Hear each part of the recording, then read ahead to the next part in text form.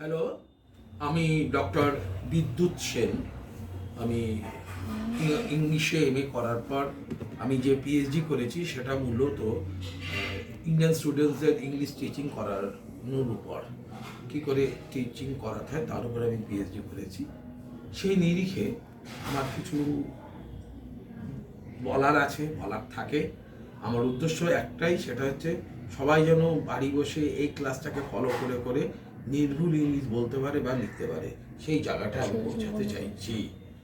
সেই হিসাবে আমি অবশ্যই সবাইকে রিকোয়েস্ট করব এই ক্লাসটাকে যেন সবাই সিনসিয়ারলি ফলো করে। আজকে আমি একটু বলছি, এর আগে আমি ভার্ব নিয়ে কতগুলো কথা বলেছিলাম, তার কন্টিনিউশন পার্ট হিসাবে আমি বলছি যে ভার্ব দু রকম আছে। আমরা সবাই জানি কিছু ভার্ব আছে প্রিন্সিপাল ভার্ব, কিছু ভার্ব আছে অক্সিলারি ভার্ব। এই প্রিন্সিপাল ভার্ব আর অক্সিলারি ভার্ব নিয়ে আমাদের একটা রং কনসেপশন আছে। আমরা যেমন বলছি যে উইল গো হলেই আমরা বলি উইলটা অক্সিলারি ভার্ব আর গোটা প্রিন্সিপাল ভার্ব। এটা কিন্তু ঠিক তা নয়। উইলটা অক্সিলারি ভার্ব 100বার ঠিক, কিন্তু গোটা কিন্তু প্রিন্সিপাল ভার্ব না, প্রিন্সিপাল পার্ট। তাহলে will auxiliary verb, go principal part is equal to finite phrase. Finite phrase, এই কথাটা মনে রাখতে হবে।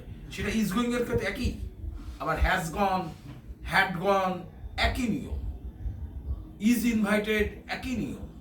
প্রথমটা অক্সিলারি ভার্ব, পরেরটা প্রিন্সিপাল পার্ট, পুরোটা নিয়ে হয়ে যাচ্ছে ফাইনাইট ফ্রেজ।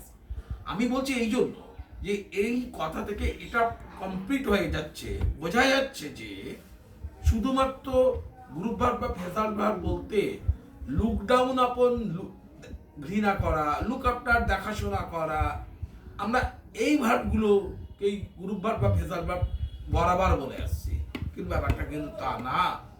গ্রুপ ভার্ব বা ফ্রেজাল ভার্ব দু রকম আছে। কিছু ভার্ব প্রিপোজিশন নিয়ে হয়, ভার্ব যোগ প্রিপোজিশন বা অ্যাডভার্ব নিয়ে এটা গ্রুপ ভার্ব হয়।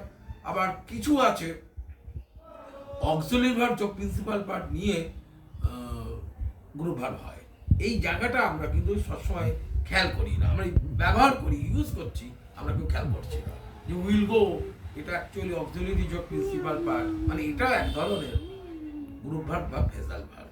কারণ ফ্রেজ কথাটা মানে হলো মোর দ্যান ওয়ান ওয়ার্ড যখন সিঙ্গেল পার্ট অফ স্পিচ হিসাবে এক্সপ্রেসড হবে, মোর দ্যান ওয়ান ওয়ার্ডস, মোর দ্যান ওয়ান ওয়ার্ডস যখন সিঙ্গেল পার্ট অফ স্পিচ হিসাবে এক্সপ্রেসড হবে, তখন তাকে সেই ইয়েটাকে আমরা বলবো হচ্ছে ফ্রেজ। সে নাউনও যদি হয় নাউন ফ্রেজ, অ্যাডজেক্টিভ যদি হয় অ্যাডজেক্টিভ ফ্রেজ, প্রিপোজিশন যদি হয় প্রিপোজিশনাল ফ্রেজ, ভার্ব যদি হয় ভার্বাল ফ্রেজ মানে ফ্রেজাল ভার্ব, সবাই হতে পারে। অ্যাডভার্ব হলে অ্যাডভার্বিয়াল ফ্রেজ, সবাই হতে পারে। সেই নিরিখে মানে আমরা দেখেছি যে ইন্টারজেকশন বাদে পার্ট অফ স্পিচে যত আছে noun, pronoun, verb, adverb, adjective, preposition আর কনজাংশন সবারই কিন্তু ফ্রেজাল রূপ আছে। কনজাংশনের ফ্রেজাল রূপটাকে আমরা বলি কোরিলেটিভস। কোরিলেটিভস এটা হচ্ছে ফ্রেজাল রূপ। যাই হোক, আমার বক্তব্য তা না। আমার বক্তব্য হলো যে কিছু গ্রুপ ভার্ব বা ফ্রেজাল ভার্ব আছে, এই ভার্বের প্রিপোজিশন বসিয়ে যারা ইংরেজিকে খুব মডার্ন করে, খুব সুন্দর করে আমাদের সুন্দর করে তোলে আমাদের রাইটিংটাকে। সেই হিসাবে আমরা অবশ্যই আমরা যেটাকে দেখব সেটা হচ্ছে যে কি না, আমরা যদি বলি অ্যাটেন্ড, সবাই জানে যে অ্যাটেন্ড না, সরি আমি ওয়েট কথাটা বলবো আগে। অ্যাটেন্ড আছে কিন্তু আমি আগে ওয়েট কথাটা বলবো। ওয়েট মানে ওয়েট অপেক্ষা করা, নর্মাল ভার্ব, এটা নিয়ে কোনো অসুবিধা নেই। কিন্তু ওয়েট অন এটা মানে সার্ভ করা, ওয়েট অন মানে সার্ভ করা। এই ওয়েট অন মানে সার্ভ করা এটা আমরা জানি, কিন্তু কিভাবে জানি? আমরা রেস্টুরেন্টে গেলে আমাদের যারা খাবার পরিবেশন করে তাদেরকে আমরা বলি ওয়েটার, ওয়েটার, ওয়েটার, ওয়েটার। কিন্তু আমরা জানতাম না, খেয়াল করি না এতটা যে ওয়েটার শব্দটা এসছে ওয়েট থেকে, যে ওয়েট করে, রাইট যে করে সে রাইটার, যে প্লে করে সে প্লেয়ার, যে ওয়েট করে মানে সার্ভ করে সে হচ্ছে ওয়েটার। তাহলে ওয়েট অন, ওয়েট অন মানে পরিবেশন করো, ওয়েটার সাথে অন বসেছে, বসে একটা গ্রুপ ভাব তৈরি হয়েছে, একটা ভালো সেন্টেন্স বলছি, সেন্টেন্সটা কোনো আমার না, সেন্টেন্সটা প্র্যাকটিক্যাল ইংলিশ গ্রামারে, যে এই প্র্যাকটিক্যাল ইংলিশ গ্রামার যে যিনি লিখেছেন, এটা তারই সেন্টেন্স, সেই নিরিখে আমি এই সেন্টেন্সটাকে A.J. Thomson and A.V.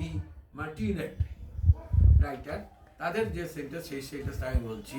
The man who was waiting on us, subject, seemed, verb, inexperienced, but এটা হচ্ছে কমপ্লিমেন্ট। আরেকবার বলছি, the man who was attending on us seemed inexperienced. বলো, এবার সেমিকোলন দেবো। সেমিকোলনটা কেন দেবো পরে বলছি, পরে বলবো, আমার পরে ক্লাসে নিশ্চয়ই বলবো, পঞ্চশান্তলা সাহি নিশ্চয়ই বলবো। তো সেমিকোলন দিয়ে বলবো, he got all our orders mixed up, he got all our orders mixed up. অর্থাৎ যে লোকটা আমাদের খাবার পরিবেশন করছিল, তাকে দেখে মনে হলো ভীষণ মানে ইনএক্সপিরিয়েন্স মনে হলো, অনভিজ্ঞ মনে হলো, আর সে আমাদের সমস্ত অর্ডারগুলোকে তালগোল পাকিয়ে ফেলছিল। এটা বললাম কারণ এইটা বলার কারণটা হচ্ছে একটাই, অন্য কিছু না, সবাইকে বলছি। এটা বলার উদ্দেশ্য হচ্ছে যে ভালো ভালো ইংরাজি মানে ডাব্লু দিয়ে যে কিছু কিছু গ্রুপ ভার্ব আছে, ভালো ভালো আছে, যেগুলোকে আমাদের মুখস্থ করা উচিত। সব গ্রুপ ভার্ব, ফ্রেজাল ভার্ব আমাদের মুখস্থ করা সম্ভব না, কিন্তু কিছু গ্রুপ ভার্ব আছে to make our English writing standard, সেই নিরিখে আমাদেরকে মনে রাখা উচিত। যেমন আমি বলবো, একটা উইন্ড আপ বলে একটা শব্দ আছে, যেটা ট্র্যাজেডিভ হয় আবার ইন্টারজেটিভ হয়, যার বাংলাটা হচ্ছে, বাংলা মানে ইংলিশ টু ইংলিশ মিনিং হচ্ছে bring or come to an end, bring or come to an end. এটার সেন্টেন্সটা থমসন মার্টিনেটেরই। The headmaster wound up the meeting by saying that the school had had a most successful year. এইভাবে আমরা দেখতে পাচ্ছি যে খুব ভালো সেন্টেন্স। আরেকটা গ্রুপ ভার্ব বলার খুব লোভ হচ্ছে, আমরা ওয়েব অ্যাসাইড, মানে আমরা অনেকে আছে যে আমি কাউকে সিরিয়াসলি কিছু বললাম, সে তার উত্তর না দিয়ে সে অন্য প্রসঙ্গে আমাকে কিছু জানালো, এটাকে ইংরেজিতে বলে ওয়েব অ্যাসাইড করা। সেই ব্যাপারটা আমাদের জানতে হবে। যে